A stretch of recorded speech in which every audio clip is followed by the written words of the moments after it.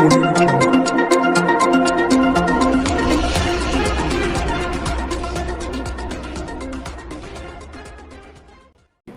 जय हिंद दोस्तों, मैं हूं जाहिद अनवर और आप देख रहे हैं आंसरफुल टाइम्स। राजनीति हो या धार्मिक, हर खबर से रखता है रूबरू आंसरफुल टाइम्स। बढ़ेंगे खबरों के और जानेंगे सीमांचल के हर छोटी बड़ी खबर। आपको लिए चलते हैं हमारी एंकर आफरीन के पास, वो आपको विस्तार से बताएगी सीमांचल के हर छोटी बड़ी खबर।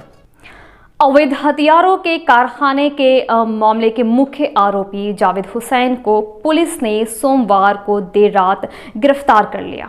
गिरफ्तार करने में पुलिस के ASI Sheikh Sur Ali, constable Sachin Saha, civic volunteer Jagannath Das की अहम भूमिका रही। अवैध हथियारों के कारखाने के मामले में मुख्य आरोपी जावेद हुसैन को पुलिस ने सोमवार को गिरफ्तार कर लिया। इसको गिरफ्तार करने में पुलिस के ASI Sheikh Sur Ali, constable Sachin Saha, civic volunteer Jagannath Das की अहम भूमिका रही। गुप्त सूचना के आधार पर तीनों जावेद हुसैन के घर में घुसे।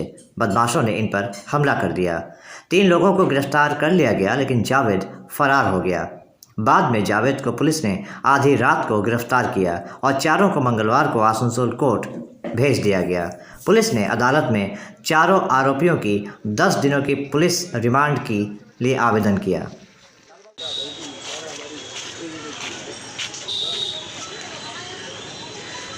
আপনার বিজনের নামটা একটু প্লিজ বলবেন। নাম আমার এসআই এসকে সুরালি আর কনস্টেবল সচিন সাহা। আপনার নাম? জগন্নাথ সিবি। ওয়াইফ কিসকি? আমরা তো ছোটবেলা থেকে ওকে দেখছি। না ওয়াইফ ওয়াইফ কোনো এইসব ছিল না। আপনি তোর পাশের বাড়ি থাকেন, কোনো কিছু বুঝতে পারেননি? না ওকে আমি ল্যাংটো অবস্থা থেকে দেখছি ওর বউটাকে। এই পাশে এত ঘটে, এখন আপনারা কিরকম এখন ওর সঙ্গে ঠিকই আছে। আর এখন কেমন লাগছে আপনাদের? একটা আতঙ্ক লাগছে? এখন তো লাগবে। চাচা কি নাম আপনার? মকসুদ আলম। হ্যাঁ মকসুদ আলম। এই তো পুলটিতে পরপর দুটো হলো, তারপরে একটা এরকম যে অ্যাটমসফিয়ার এইদিকে এলাকায় হচ্ছে, কিরকম লাগছে? মানে একটা আমাদের খুব খারাপ লাগছে। হ্যাঁ, মানে একটা ভয় লাগছে কি? পাড়া বদনামি হচ্ছে। বদনামি নেই, এসব সব বদনামি हो रहा है। মানে আপনাদের এই যে পাড়াতে এরকম আপনার পাশের বাড়িতে একটা যে এরকম ঘটনা ঘটলো, কিরকম লাগছে আপনাদের? খুব খারাপ লাগছে। আপনারা এখন কি চাইছেন? এরকম লোক না থাকা ভালো। में इस तरह घटना घटा, कई दिन पहले भी एक घटना घटा था, फिर कुल्टी में 2 को आर्म्स कारखाना उधर हुआ, फिर यहाँ इस तरह जो घटना घट रहा है, आप लोग को क्या लग रहा है? अच्छा नहीं है, इससे इलाका का बदनामी होता है। लेकिन ये घटना हुआ है, हम लोग भी दुखित है कि ऐसा घटना नहीं होना चाहिए, लेकिन हुआ है, इसको तो रोक नहीं सकते। हम पुलिस को बहुत अच्छा कहेंगे कि पुलिस पकड़ा, अगल बगल का बासिंदा बहुत अच्छा चाहता कि पकड़ाया और उसको सज़ा मिले। ऐसा जो घटना हुआ है ये देशद्रोही वाला काम है। आंख बनाना, नकली नोट छापना, ये सब तो देशद्रोही का काम है। तो इस तरह जो इलाका में आतंक फैल जाएगा, तो जो बार देखिए आतंक तो फैल रहा है, इसको हम लोग देखेंगे, फिर से हम लोग रिवाइज करेंगे कि मैंने ऐसा घटना आगे नहीं हो। क्या वो अपना घर था क्या? हाँ, उसका अपना घर था। 2 आदमी तो बाहर से आता था। हम नहीं 4 आदमी बाहर से था। हाँ। 2 आदमी पकड़ा गया, 2 आदमी भाग गया। अच्छा अच्छा। हाँ, ये बहुत दिन से बासिंदा है यहाँ, ये आज का नहीं है, यहाँ पैदा भी यहीं हुआ है। तो इस तरह जो घटना घट रही है, तो इलाका में और भी हो सकता है इस तरह घटना? अगर ऐसा होगा तो इस पर हम लोग का नज़र है कि ऐसा घटना होगा तो उसके पहले ही हम लोग पुलिस को सूचित कर देंगे। आपका नाम? मेरा नाम Ahmadullah Khan, ward secretary 83 number ward. सारा भारत कृषक सभा की तरफ से रानीगंज के बीडीओ अभिक बैनर्जी को ज्ञापन सौंपा गया।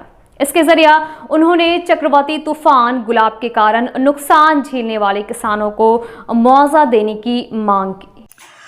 आज रानीगंज के वीडियो अभिक बनर्जी को सारा भारत कृषक सभा की तरफ से एक ज्ञापन सौंपा गया। इसके जरिए रानीगंज के किसानों के कुछ समस्याओं की तरफ अभिक बनर्जी का ध्यान आकर्षित किया गया।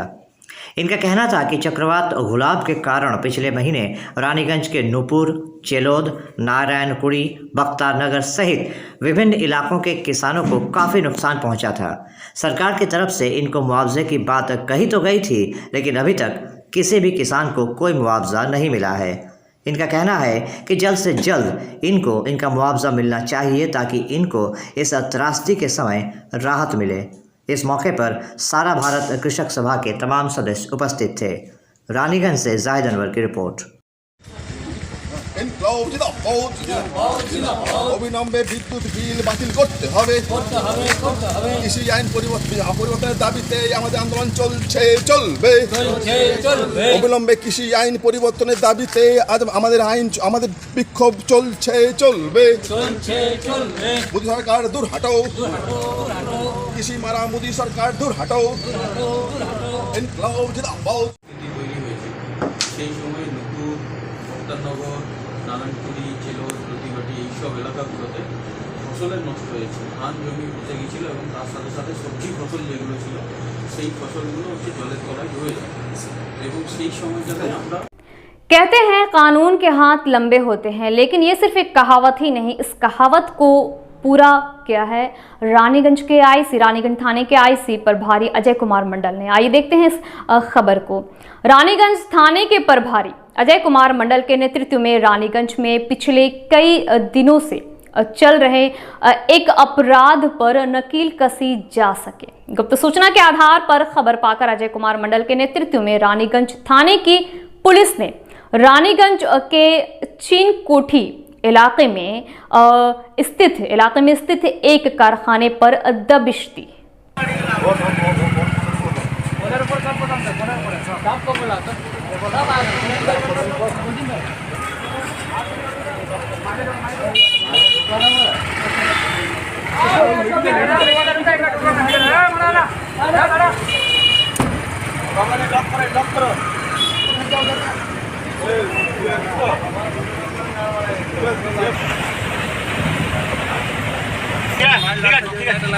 ঠিক আছে মোটরসাইকেলটা আছে না একটা আর তুমি ওটা নিয়ে চলে চলে চাপ চলে যাও।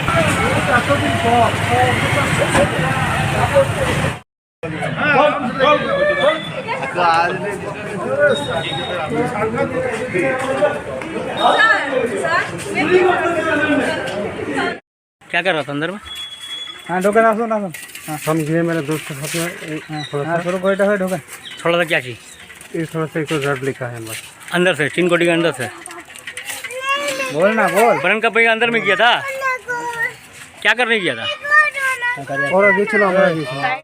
तेरे नस्ले पाक में है बच्चा बच्चा नूर का, तेरे नस्ले पाक में है बच्चा बच्चा नूर का, तू है अहले नूर, तेरा सब घराना नूर का।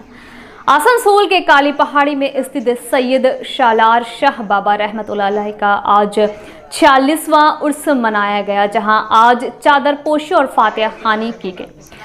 कल लंगर और मिलाद खानी का एहतमाम किया गया है, जहां दूर दूर से उनके मुरीद, उनके चाहने वाले पहुंचे। इस उर्स के मौके पर हमारे संवाददाता ने हाजी मोहम्मद कलाम से उर्स की जानकारी ली, जो कई सालों से वहां के खिदमत गुजार हैं। आसनसोल के काली पहाड़ी इलाके में पिछले 46 सालों से सैयद सालार शाह बाबा का उर्स मनाया जा रहा है। इस साल भी काली पहाड़ी में बाबा का उर्स मनाया गया। यहाँ हर साल हज़ारों की संख्या में श्रद्धालु आकर जुटते हैं। कोरोना के कारण इस साल कोरोना के सभी नियमों का पालन करते हुए उर्स का आयोजन किया गया है। माना जाता है कि यहाँ जो भी सच्चे मन से मुरादें मांगते हैं उनकी दुआएं ज़रूर कबूल होती हैं। इस संदर्भ में एक स्थानीय निवासी ने कहा कि पिछले करीब 46 सालों से बाबा का उर्स मनाया जा रहा है। यहाँ जो भी सच्चे मन से मुराद मांगते हैं उनकी दुआ ज़रूर कबूल होती है। उन्होंने बताया कि इस साल भी इस उर्स का आयोजन किया गया है और कोरोना के सभी नियमों का पालन करते हुए इसका आयोजन किया जा रहा है। तो ये कितने सालाना उर्स है ये? ये जाहिर में 1975 से है, लेकिन ये बहुत पुराना है जी। ये ब्रिटिश के टाइम में ये टर्की के लोग हैं। अच्छा। टर्की वाले को अरेस्ट करके ब्रिटिश गवर्नमेंट लाया था यहाँ पर। ठीक है। और इन लोगों को यहाँ पर कोयला खदान में खटाता था और इन लोगों को यहाँ पर शहीद किया गया है। अच्छा। ये कैसे पता लगा यहाँ पर कि एक बार यहाँ पर पूर्वा एक्सप्रेस पुल के ऊपर में चारों चक्का इंजन का उतर गया जी, लेकिन डब्बा से डब्बा टकराया नहीं। उसमें कल्याण राय MP भी था CPI का जी। तो वो लोग जितने भी आदमी हैं उसमें एक सफ़ीर थी, एम्बेसडर जिसको बोलते हैं, वो टर्की की थी। वो आई, क्या खातून नाम था, वही दरवाज़ा खिड़की सब लगाई है वो आई थी। वो हम लोगों को बताई कि यहाँ हम लोग इसका सालगिरह मनाते हैं टर्की में जी, टर्की में उसके बाद टर्की में तो हम लोग इनको 1975 में हम लोग इनको उर्स मनाना शुरू किया हम लोग यहाँ पर। ठीक, उसके बाद हमको कॉल किया था, दिल्ली गए थे हम एम्बेसी में, तो ये लोग बोले कि मिलिट्री, ये लोग जितने भी हैं मिलिट्री के सोल्जर लोग हैं जी, और बहुत बड़े पोस्ट पे सब लोग हैं, जो उन लोगों के पास उसका पूरा रिकॉर्ड है जी। तो आज तक हम लोग उर्स मना रहे हैं, तो उर्स मनाते रहे। हम 2010 में रिटायर हुए, तो मेरे लड़का लोग जितना मेरे लोग सब पूरे मेरे फैमिली के लोग हैं ये अच्छा, इनका उर्स अभी ये कितना सालाना उर्स हुआ? ये 75 से जोड़ लीजिए। 75 से, अच्छा। और यहाँ उर्स के दौरान क्या क्या होता है? उसके पहले तो यहाँ पर मेला लगता था, कव्वाली होता था। स्टार्टिंग से अभी मैंने क्या क्या मैंने होगा?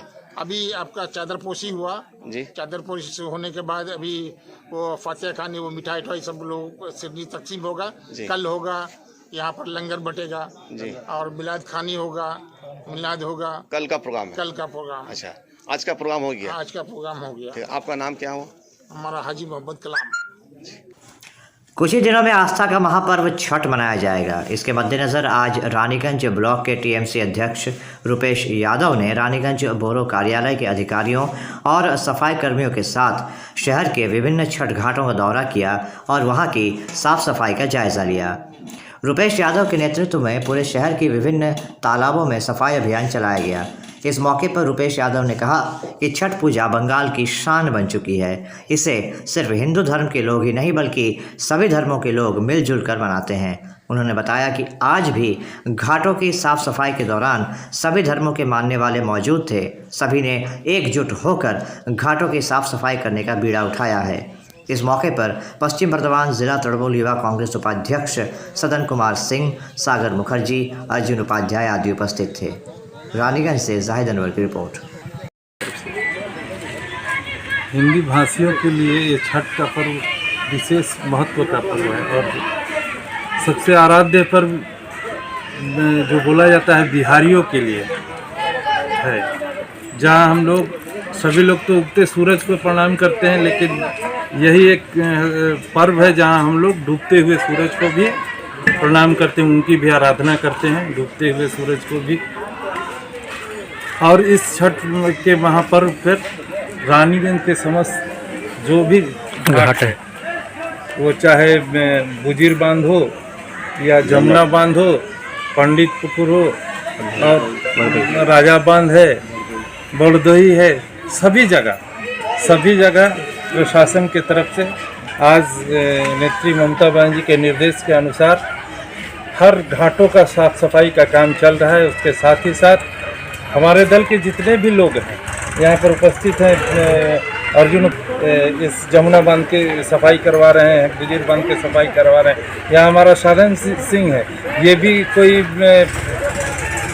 जनप्रतिनिधि नहीं है, हमारे दल के लोग हैं, लेकिन ये लोग भी घाटों की सफाई सब करा रहे हैं। केवल बोला जाए तो बिहारी और हिंदू ही नहीं, ये हमारे